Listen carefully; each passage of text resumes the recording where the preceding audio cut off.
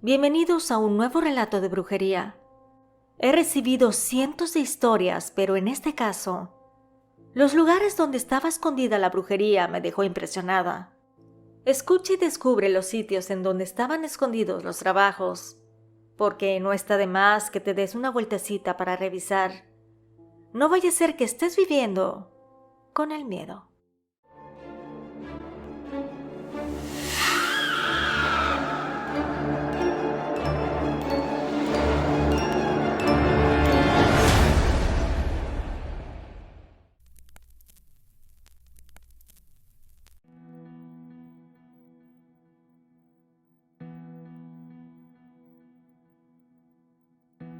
Me llamo Elena y nunca pensé que mi vida tomaría un giro tan oscuro.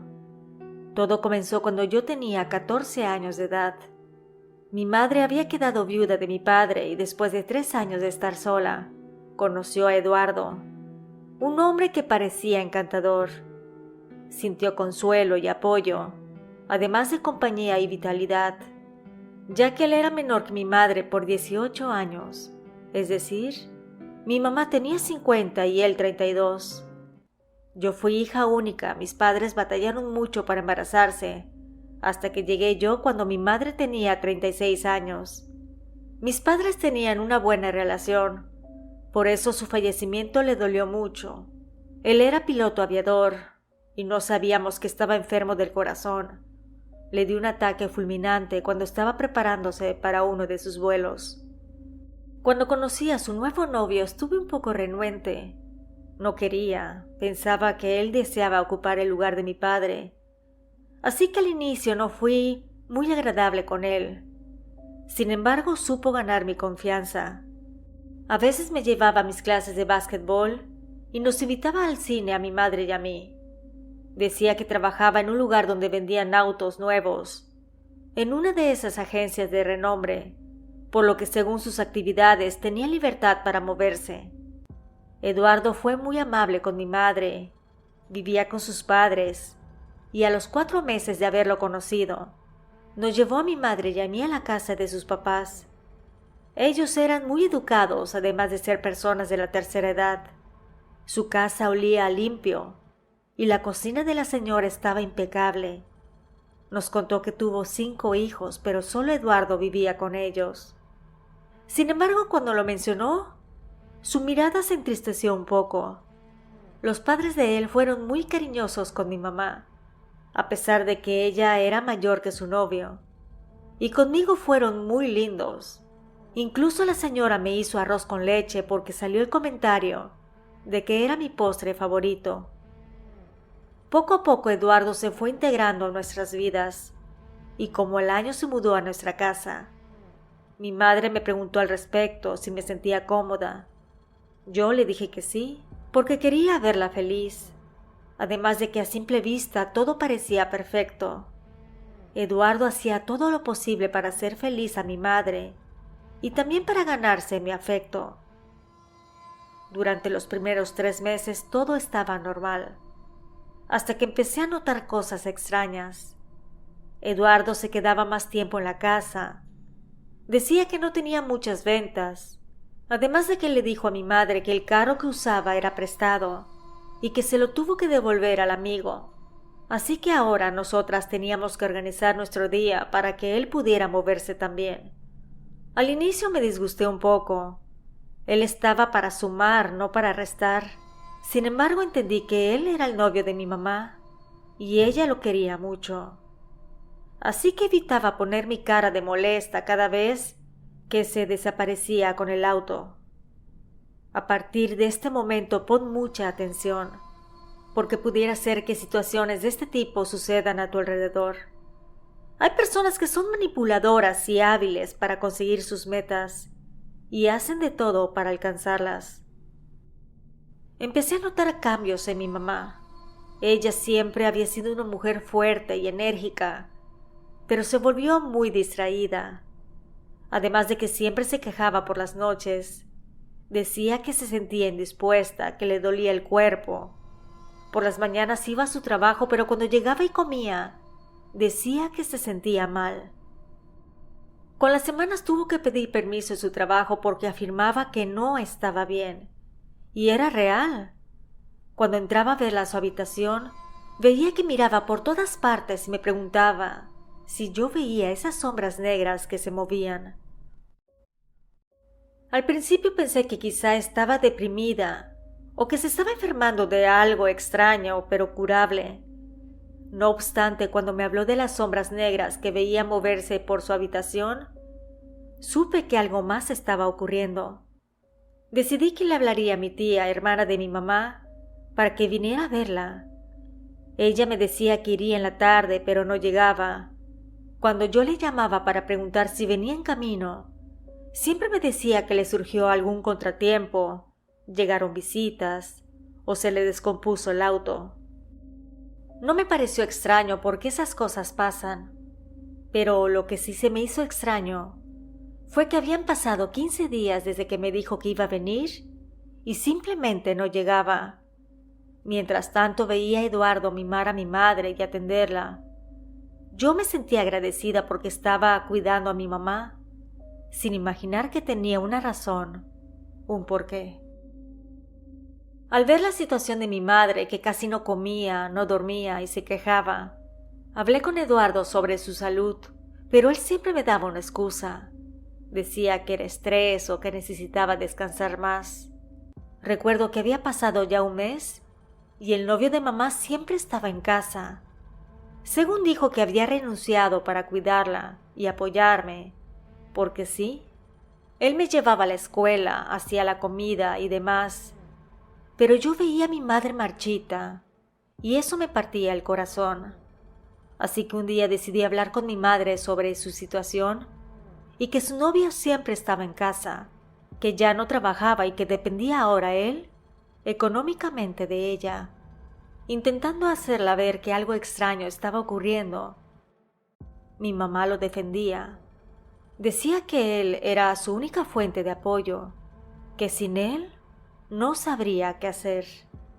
Me daba mucha rabia, porque yo sabía que no estaba viendo las cosas como eran, y yo siendo un adolescente podía ver con claridad. También la dinámica en casa cambió rotundamente. Eduardo se volvió posesivo, pero no posesivo solo con mi madre, sino también conmigo. Me negaba la salida de la casa, me cuestionaba todo y me llevaba y traía a todas partes. Estaba pendiente si alguna amiga venía a casa o si hablaba por teléfono. Me sentía prisionera en mi propio hogar, atrapada entre la preocupación por mi madre y la opresión por su novio. La situación se volvió insoportable cuando él comenzó a intervenir en cada aspecto de mi vida. No podía salir con mis amigas, ni siquiera hacer tareas escolares en casas de mis compañeras. Mis amigas notaron mi ausencia y algunas veces intentaron ir a verme, pero el novio de mamá siempre tenía una excusa para no dejarlas entrar. Cada día se hacía más evidente que mi madre estaba bajo una especie de control. Sus ojos, antes llenos de vida, ahora eran opacos y apagados. Casi no comía y cada vez se quejaba más de sentirse débil y adolorida. Cuando le preguntaba que cómo se sentía, ella siempre respondía lo mismo, que se sentía peor por las noches, que veía sombras negras que se movían por su habitación. Sin embargo, una de esas noches que dijo mi mamá que veía cosas, Eduardo salió a beber con sus amigos y yo me quedé con ella en su cuarto para hacerle compañía. Preparé la cena y vimos juntas una película en la televisión. Todo estaba completamente normal. Teníamos la lámpara de su buró encendida y mirábamos la pantalla, cuando de repente vi con mis propios ojos sombras que se movían de un lado a otro. En ese momento grité y mi madre me volteó a ver. Me preguntó que qué me había pasado. Yo le dije que veía sombras en su cuarto, que no estaba loca.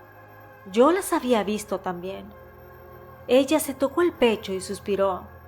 Me dijo que ya no había querido decir acerca de eso, porque tenía miedo de que Eduardo la internara. Él le decía que se portara bien, si no la llevaría lejos de mí.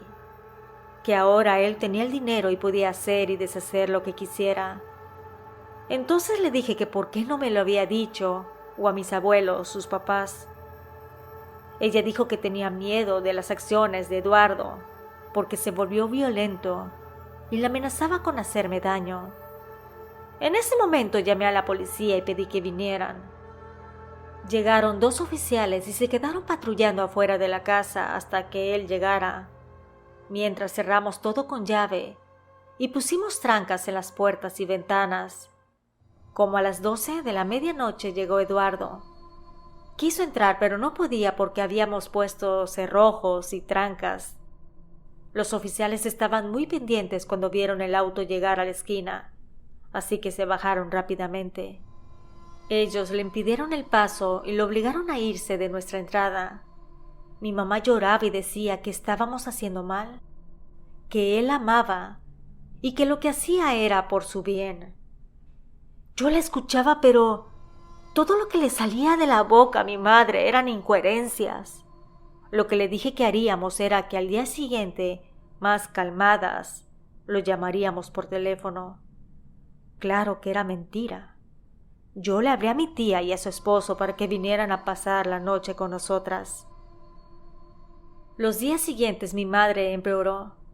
Gritaba y decía que quería ver a Eduardo, que lo amaba y que no podía vivir sin él. Mi tía, al ver su estado tan frágil, me dijo que llamaría a una señora que conocía, a una curandera, porque sentía que mi mamá estaba embrujada, seguramente por ese tipejo. La curandera llegó al día siguiente a la casa. Al entrar dijo que sentía una energía muy oscura, muy negativa, especialmente en la habitación de mi madre. Se sentó con nosotros en la sala y comenzó a hacer preguntas sobre Eduardo y los cambios que habíamos notado desde que él llegó a nuestras vidas. La curandera decidió que primero debía de atender a mi mamá, que haría unos rezos y luego una sesión de limpieza espiritual. Tardaría un par de horas porque estaba muy fuerte el daño. Posteriormente limpiaría la casa de cualquier influencia negativa. La revisaría completamente, incluyendo cajones, repisas, muebles y demás. Nos pidió que nos mantuviéramos cerca, pero en silencio, mientras realizaba el ritual. Empezó a recitar oraciones con mucho fervor. Después persignó a mi madre y se levantó. Caminó por toda la habitación, incluyendo el baño. Nosotros, es decir, mis tíos y yo, le ayudábamos. Caminaba rociando agua bendita y decía que sentía una energía muy negra ahí en ese cuarto. Revisamos hasta debajo de la cama. Después entramos al baño y dijo que ahí estaba más fuerte la sensación. Revisamos todo, hasta en su zapatera.